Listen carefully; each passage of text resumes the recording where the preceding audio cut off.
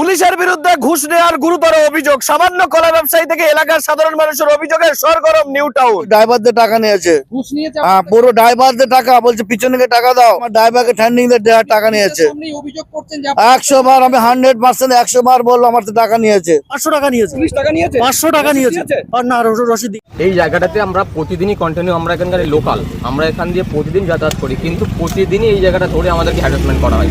মানুষ প্রতিনিয়ত, প্রতিটা মানুষই এখান থেকে যাতায়াত করে, কিন্তু এখানে সবসময় টাকা তোলা হয়। এই টেকসই থানা আমার একটা টোটো করে আমি কলা নিয়ে আসি সাপুরজিতে, তাকে জবরদস্তি 1,500 টাকা আমাকে ফাইন করে বিনা অপরাধে। কেন না তুমি টোটো কেন চালাচ্ছ?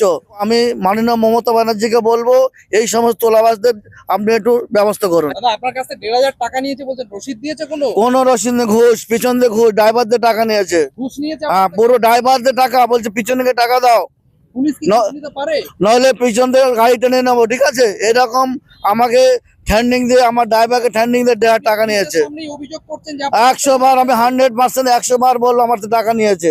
500 টাকা নিয়েছে, 30 টাকা নিয়েছে, 500 টাকা নিয়েছে আর না রসিদ।